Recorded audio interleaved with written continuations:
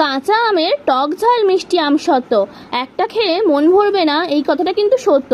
সবার প্রথমে কাঁচা আমগুলোর খোলা ছাড়িয়ে আটি বাদে টুকরো টুকরো করে কেটে নিতে হবে।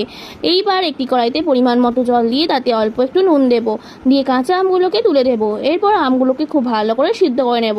আমগুলো সিদ্ধ হয়ে গেলে গ্যাসের ফ্লেমটা অফ করে একটি মাশার দিয়ে খুব ভালো করে আমগুলোকে ম্যাশ করে নিতে হবে। এরপর গ্যাসের ফ্লেমটা অন করে তাতে দেব পরিমাণ মতো বিট নুন, চিলি ফ্লেক্স, চিনি আর সবুজ কালারের জন্য একটু ফুড কালার দিয়ে ভালো করে সব কিছু মিশিয়ে একটু ফুটিয়ে নেব। তারপর থালাগুলোয় সর্ষের তেল মাখিয়ে থালার চারিদিকে ওই ব্যাটার থেকে একটু একটু করে নিয়ে পাতলা পাতলা করে ছড়িয়ে দিতে হবে। তারপর রোদে দিতে হবে 2 থেকে 3 দিন।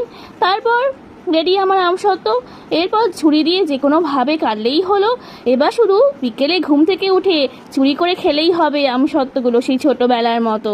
ভিডিওটা ভালো লাগলে লাইক আর সাবস্ক্রাইব করতে ভুলবেন না।